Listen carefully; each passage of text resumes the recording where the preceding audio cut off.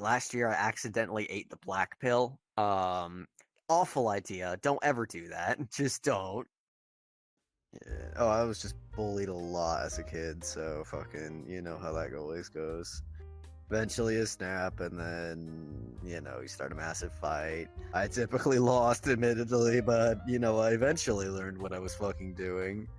Oh no, I was a fucking stupid ass kid. I would have bullied me, honestly. Like you get a time machine, just like go back and just like bully yourself. Go back and bully myself, yeah. Eventually I started getting into fights for less stupid reasons. Okay, actually, it was typically more stupid reasons. I think I eventually just started getting pissed about fucking, just like...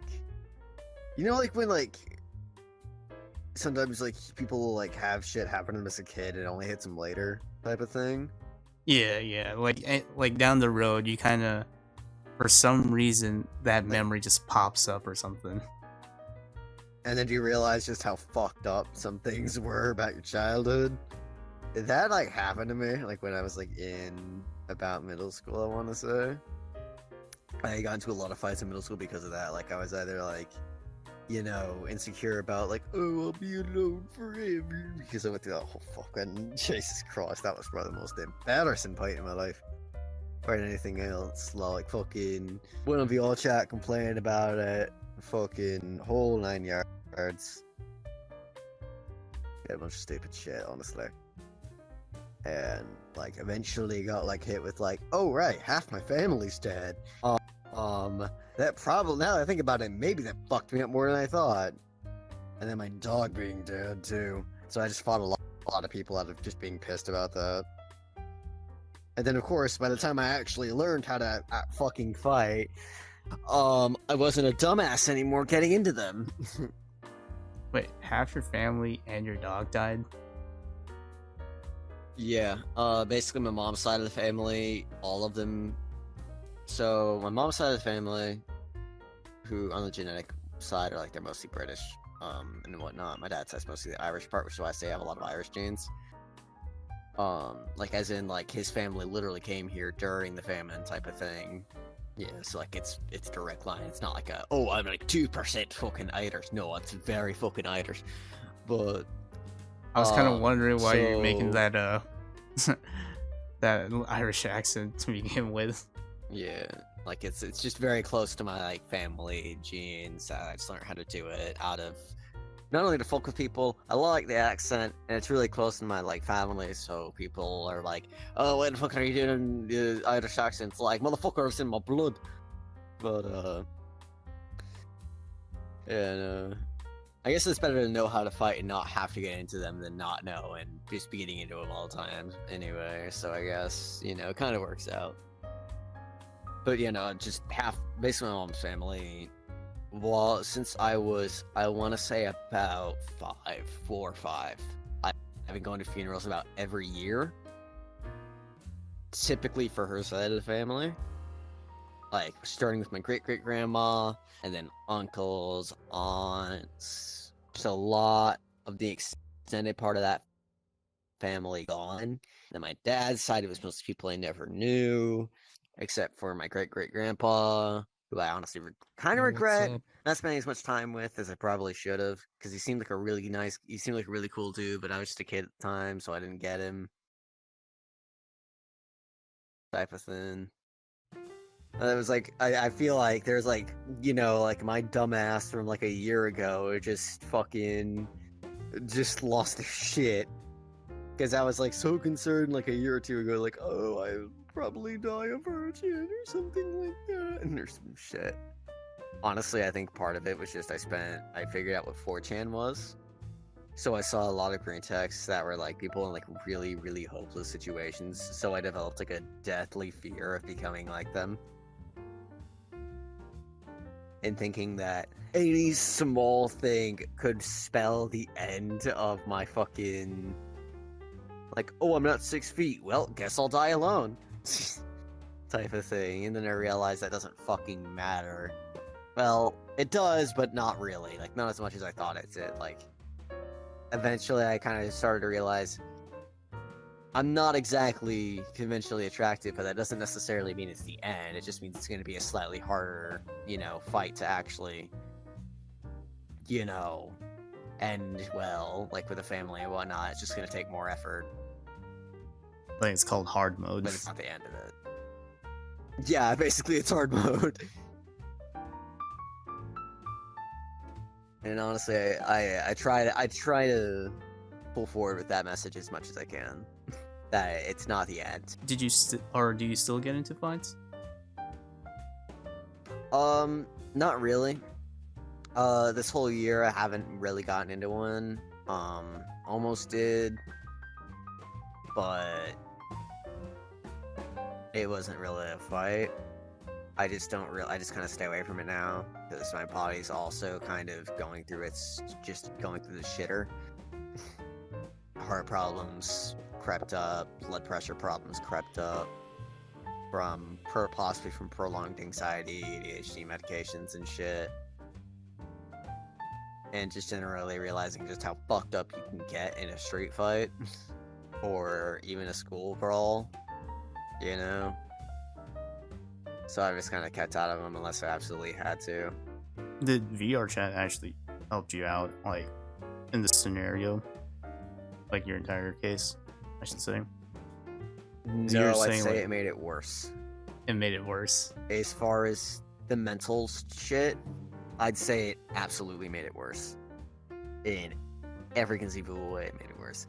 It was, like, because I was sitting on VRChat complaining about being alone and being lonely, and I was looking for e-dating and shit, which I now realize is a fucking stupid venture. Like, it's moronic in every conceivable way it can be moronic. Because it's fucking e-dating. And after I got an actual ass girlfriend, I realized, wait a minute, this shit is boring by comparison. It doesn't have that connection. It doesn't have the what is that meme format? It's like, there's no fucking connection, there's no fucking spirit, or some shit like that. What the fuck? I got off of VRChat. I got into I actually tried not to get in a relationship. I wasn't looking for one, but literally 2 weeks into the year, I met a girl, and things happened, and we were together basically the entire year. I actually wasn't happy throughout about half of it, and I spent a lot of time trying to fix her problems when and even though she would never fix anything, and would honestly never let me help her. And I went through a lot of revelations myself. Went through survivor's guilt that I guess I still technically kind of carry, but not nearly as much as I used to, about basically believing I was a disappointment, or believing that I couldn't do anything right, basically, and that the people in my family who died should, I should be able to live up to them, or at least do better for them, type of thing. It's a fucking weird thing. Because, it's not like a survivor's guilt, as in, I watched my, let's say, a bunch of my coworkers die in a fire I could have presented. No, it's literally just a lot of people died, and I feel like a disappointment, but I now realize that I'm not a disappointment, but just not exactly what I used to be. Things changed, and I became more of a person. So are you a lot better now than you used to be? Oh, abso-fucking-lutely. I was definitely also very concerned back then about, masculinity and whatnot that I didn't have. I simultaneously gained at least a little bit, and also realized it's not that fucking important. Last year I accidentally ate the black pill. Awful idea. Don't ever do that. Just don't. You want to let everyone know what the black pill is? Oh, what the black pill is. Basically, it's the idea that, the blue pill is basically, the whole thing of, oh, people will love you for you, type of thing, which I kind of seen, kind of yes, kind of no, I'm kind of in between that one. Red pill, I think a lot of people know what that one is. That one's the, just be confident, get money, and basically it's Andrew Tate bullshit. Black pill is the hopeless version. It's the fucking women only care about looks. If you don't have those, you're fucked, which is bullshit. So that fucked up my mental state so fucking bad. Like back then. And then it carried over a little bit when I was with that girl. I eventually got over it. And I'm now able to just kind of not give a shit about relationships, but still be able to look for them if I want to. Are you seeing someone right now, though? So, no. I'm not talking to a lot of people outside of like my immediate family and VRChat. Just because, you know, I don't really stay in contact with a lot of people from my school outside of it. I've been to a couple social events, like I've been keeping social. It's just that I haven't really been staying in touch with a lot of people from the year because just generally I wasn't really invited to much and plans and needing to relax after all that crunch. But all I know is I'm not looking for anything in VRChat just because it's a worthless venture. It just doesn't work for me.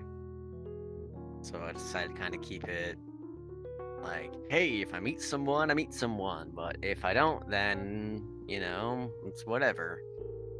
Maybe hit the gym every now and again, which I've been, you know, occasionally doing, but not as obsessively as a lot of people lately have been. Because a lot of people, as of late, you know, with the whole thing of just go and lift. And just go and lift till you fucking die type of thing has become really popular. I would say I kind of view VRChat now as just kind of a way to kind of fuck around, have a laugh type of thing, you know, not really as like a serious thing, because a lot of people make it their life and whatnot. Just to go to a black hat or something, find some friends, hang out, friend a few of them, maybe hang out every now and again type of thing. I don't really get on here all too often. I used to be on here every single day, 24/7. It was awful for my mental health. I passed up so many opportunities to be with my family and friends and whatnot for this fucking thing. Like about 2 years ago, like 2021. A lot of stupid shit, basically. Life will be life. It can go fuck itself, but I gotta keep going. Oh, and reading Berserk, too, also helps with that. I'm just generally not giving up and just realizing, fuck it. Life's gonna suck, but I'm not gonna let that shit affect me or go to my head. Yeah, but, you know, it's a lot closer to, you know, Guts just had a really shitty life, but he's still fucking going. And just, I guess, the realization of, fuck it, why should I let my life, you know, the things that happen there break me down and basically take me over. Fuck that shit. If even out of pure spite, which I don't exactly feel like it is just pure spite that I'm still going on, but even if just in spite of fuck the things that happened before me, they can go fuck themselves because I'm still going, even out of that you can still go on. Maybe not forever, but shit, if it helps, it helps. Like, just in spite of the shitty things in my life, and now just, you know, for the good things that could and have come, fuck it, just keep going. You have, like, a message to everyone that is in, like, your situation or your old situation. A message for everyone? Honestly, best thing I can say is just get a good sense of morals and principles on your head. Don't let people, if you feel wrong about something, don't fucking go for it. If you feel like something's destructive, it is. And just generally stick to the better things in your life, like your family, and don't be swayed by e-dating and shit like that. Just try and keep the best life you can. Which I know is probably a message that makes no fucking sense, but it hits someone out there. Also, don't be a nihilist. It doesn't help. It does not help with your mental health or anything in your life.